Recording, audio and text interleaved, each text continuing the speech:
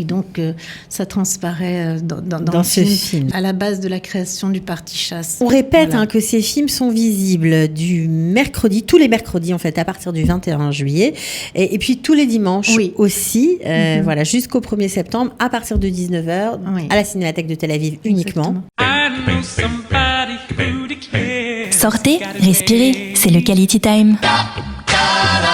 Avoir le plaisir de regarder des films israéliens sous-titrés en français, eh bien c'est une gageure qu'a relevé l'Institut français en partenariat avec de nombreuses fondations et instituts dont on va parler plus tard. Mais nous, ce qui nous intéresse aujourd'hui, eh bien c'est tout simplement la programmation de ce festival qui durera tout l'été, du 21 juillet au 1er septembre. C'est dire si on va se régaler. Pour en parler, nous avons le plaisir d'accueillir Yael Barour, qui est responsable des projets culturels et audiovisuels au sein de l'Institut français.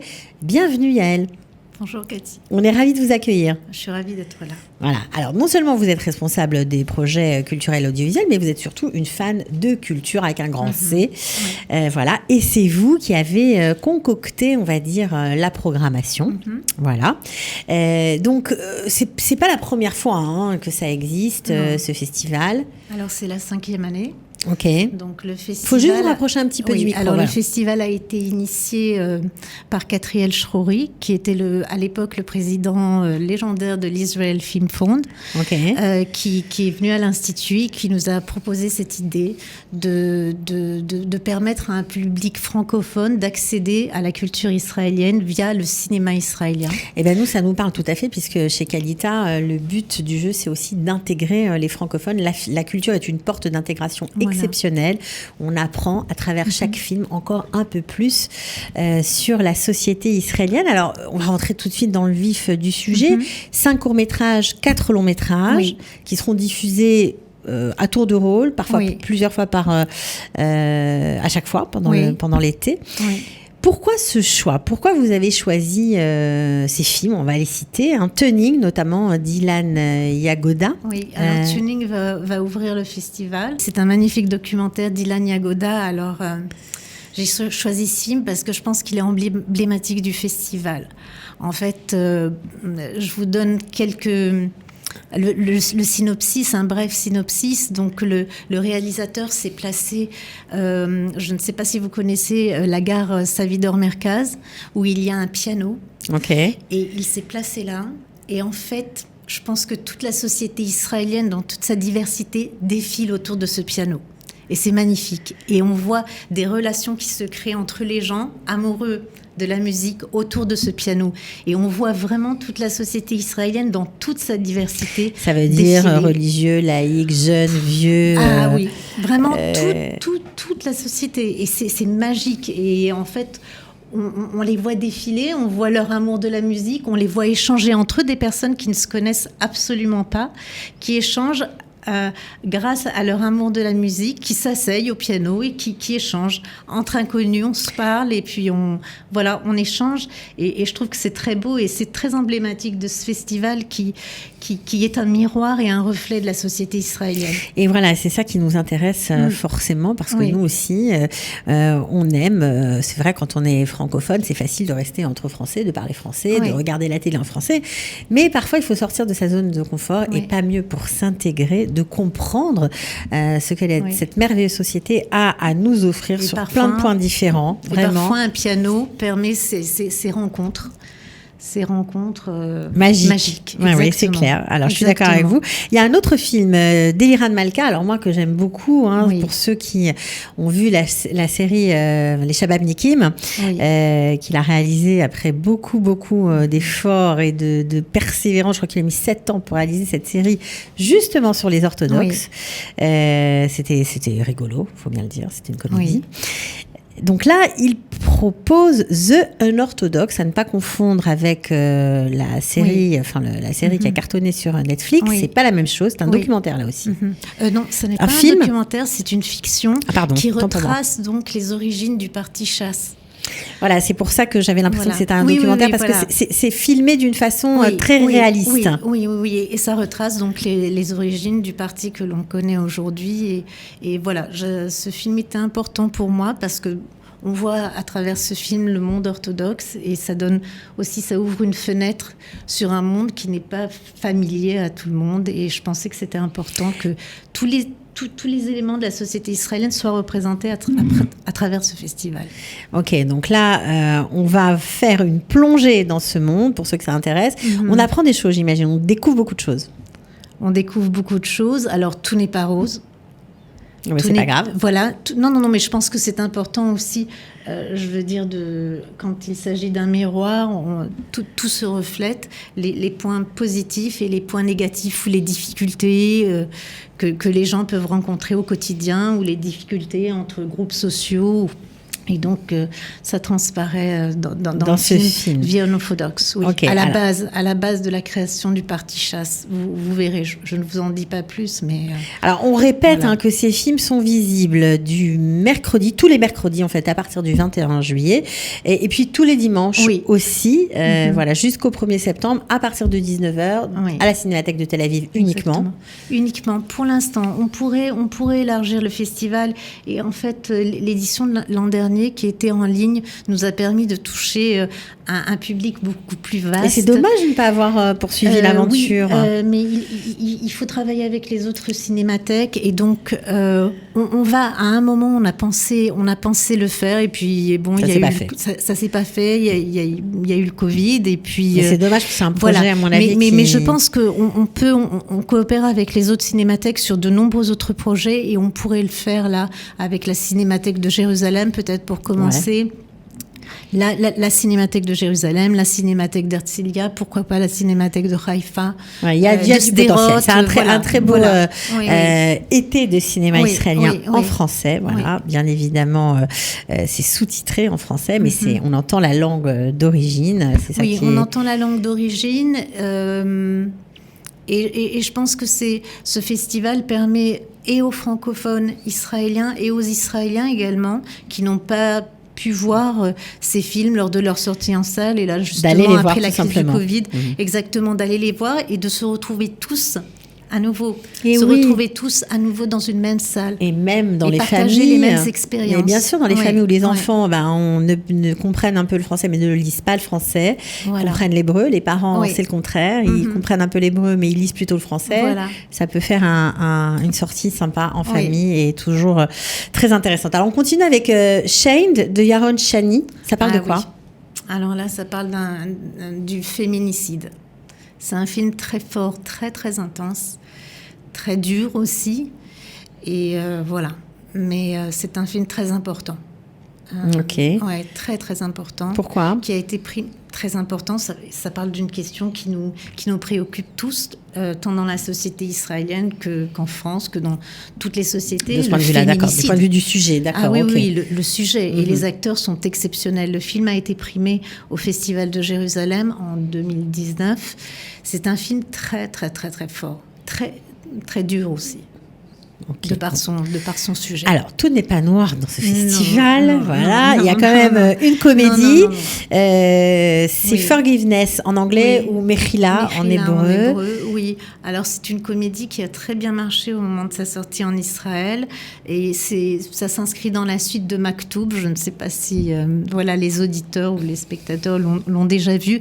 Voilà, c'est un couple de réalisateurs qui fonctionnent très bien ensemble, des binômes qu'on retrouve à l'écran. Ce sont les deux principaux acteurs. Guy Amir et Hanan Savion. Et voilà, c'est une comédie agréable et aussi autour de la religion. De toute façon, ça nous cerne. Et voilà, oui. Alors, je rappelle quand même que ce festival est réalisé en partenariat avec la Fondation Rabinovitch, l'Israel Film Fund, la Sam Spiegel Film School et bien sûr en coopération avec la Cinémathèque de Tel Aviv et le soutien de la mairie de Tel Aviv. C'est important de le préciser. Pour réserver ses places, on monte sur le site de l'Institut français, comme d'habitude, c'est ça ? Oui, soit via le site de l'Institut français qui renvoie vers le site de la Cinémathèque. Oui, c'est plus simple. Et puis sur le site de l'Institut français, vous pourrez trouver tous les synopsis, tous les résumés des films, tant en hébreu qu'en français. Mais ça, c'est génial. Donc, je vais donner le site. C'est institutfrançais-israël.com. Donc là, avec ça, on peut même commander sa place dessus ou Oui, on peut bien tout sûr. Faire. Il y a un lien qui renvoie vers le site de la Cinémathèque de Tel Aviv. C'est parfait.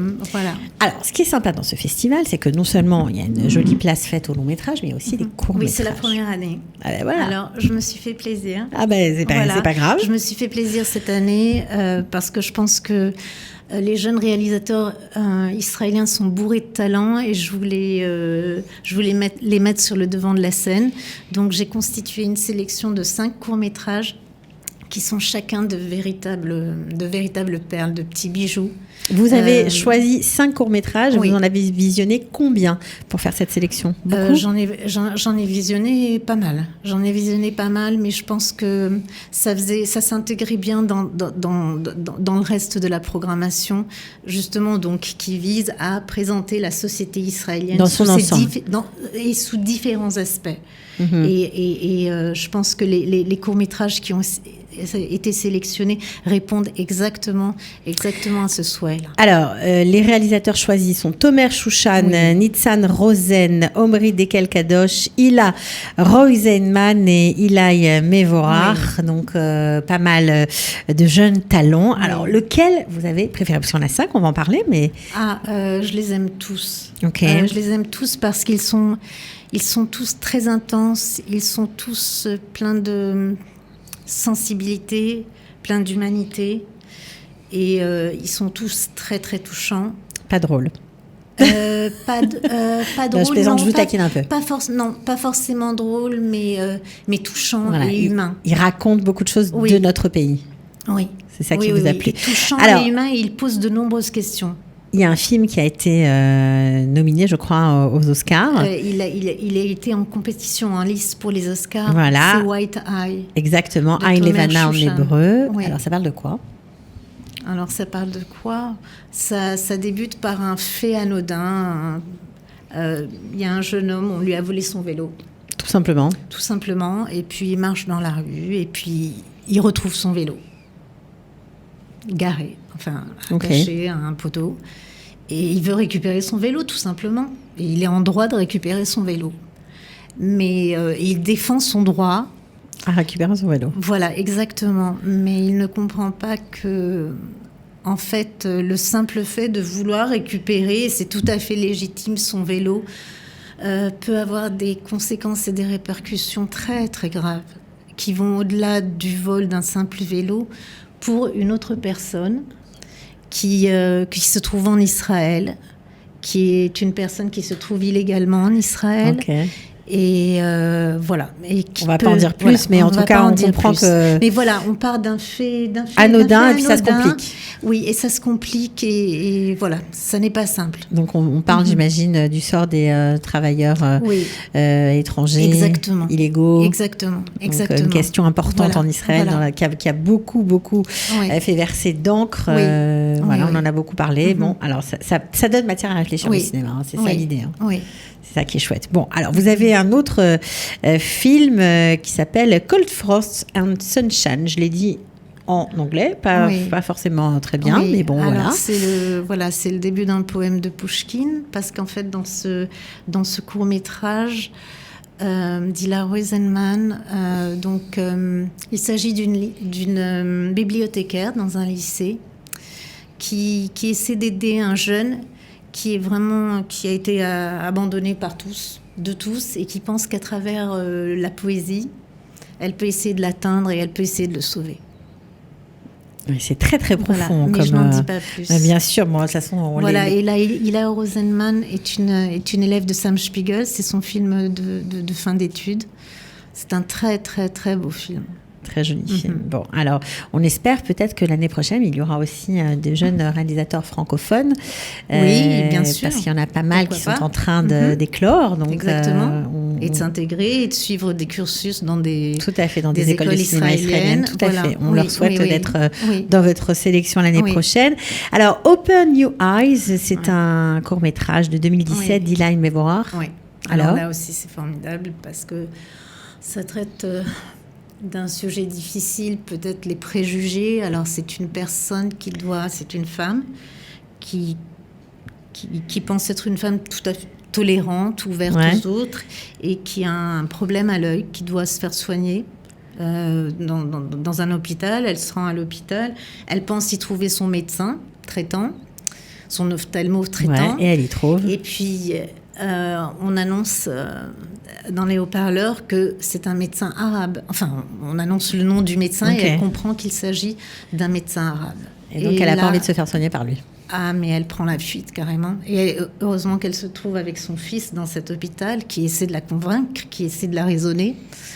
Et je n'en dis pas plus. Bon, écoutez, on comprend que tous nos travers sont scrutés par ces cinéastes de talent. Oui. Alors, vraiment... Et il y a encore un tout petit... Il y en a un autre. Oui, alors très court, de 4 minutes. Ok. Mais tellement intense, Home Constructors. Ok. De Nitzan Rosen.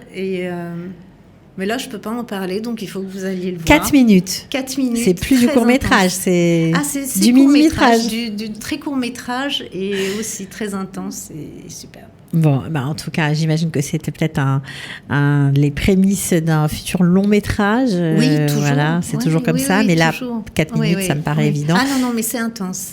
Il faut aller le voir. On vous croit sur parole, Yael Barouk. On a bien compris que vous étiez une passionnée de cinéma. Et vous êtes tout à fait à votre place ici. Vous revenez quand vous voulez, vraiment. C'était passionnant de vous entendre, vous écouter. J'espère qu'on aura surtout donné envie à ceux qui nous écoutent d'aller au cinéma. Allez-y, profitez franchement du cinéma israélien en français, c'est génial. Du 21 juillet au 1er septembre, c'est pas tous les soirs, mais c'est tous les dimanches, tous les mercredis, ou tous les mercredis et tous les dimanches à partir de 19h. Voilà, vous allez sur le site de l'Institut, vous avez tous les détails, vous avez les séances, les prix, vous commandez vos places et vous y allez. Merci beaucoup. Merci à vous, Cathy. À bientôt. Merci. Sortez, respirez, c'est le Quality Time.